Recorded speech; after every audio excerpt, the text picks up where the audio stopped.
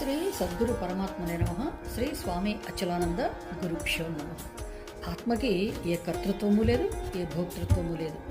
For example, రాత్రిపూట గదిలో బ్రహ్మాండంగా లైట్లు వెలుగుతూ ఉన్నాయి.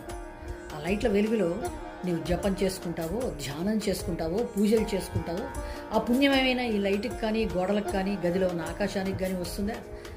ఆ గదిలో మడ్రలు జరుగుతాయో, మానభంగాలు జరుగుతాయో, మాదక ద్రవ్యాల ఎగుమతి దిగుమతులు జరుగుతున్నాయో, ఇవన్నీ ఆ పాపాలేమైనా ఆ లైట్కి లేకపోతే ఆ గదిలో ఉన్న ఆకాశానికి అంటుకుంటున్నాయా?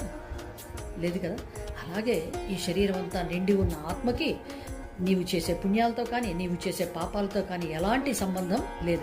ఆత్మ దేనికి కర్త కాదు. నేను ఈ శరీరాన్ని కాదు అని శరీర భ్రాంతి వదిలిపెట్టి నేను ఆత్మని అని గురుముఖత తెలుసుకున్న తర్వాత ఇక నాకు ఏ బంధనాలు ఉంటాయి? ఏ కర్తృత్వం ఉంటుంది? ఏ భోక్తృత్వం ఉంటుంది?